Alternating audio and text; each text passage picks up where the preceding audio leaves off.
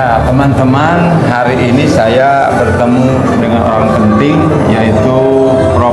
Wahyudin, guru besar UPI Bandung.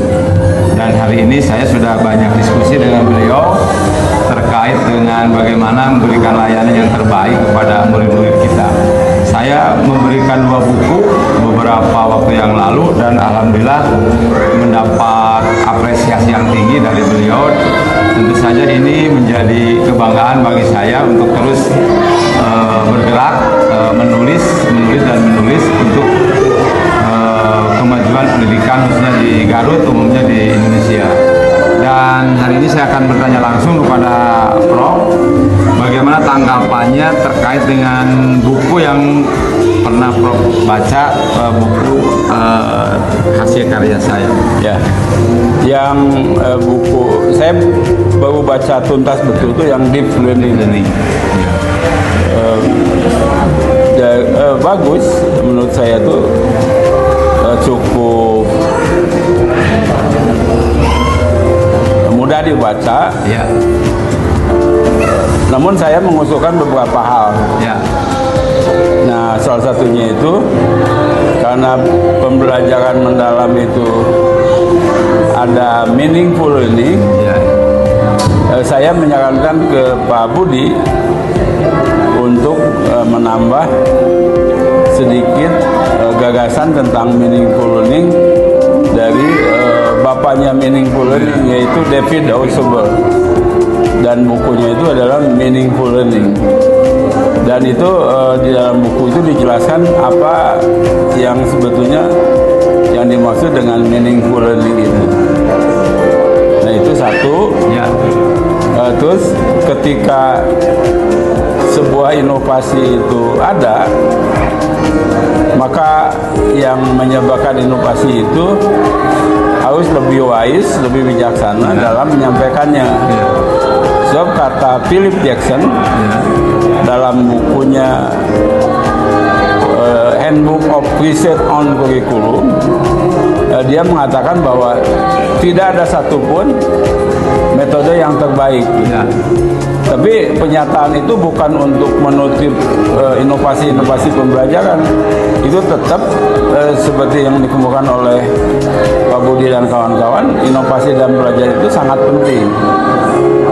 Nah, hanya harus lebih bijaksana ketika bahwa sebuah pendekatan atau sebuah pembelajaran seperti dikatakan oleh kurikulum Merdeka ya, kan itu pembelajaran berdiferensiasi.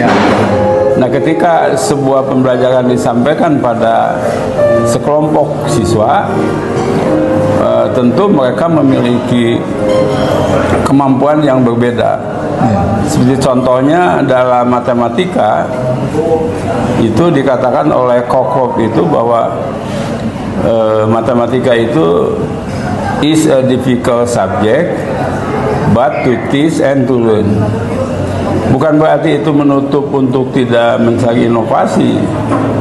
Sebab dia mempertimbangkan bahwa susahnya diajarkan itu karena siswa itu memiliki langit-langit matematika berbeda. Itu sesuai dengan dikatakan oleh filsuf Thorndike tentang pembelajaran berdiferensiasi. Jadi beberapa abad yang lalu itu sebetulnya sudah dikatakan bahwa dalam pembelajaran itu harusnya yang baik itu pembelajaran berdiferensiasi. Perbedaan itu dalam berbagai hal, banyak hal, dan itu sukar untuk dirinci satu-satu.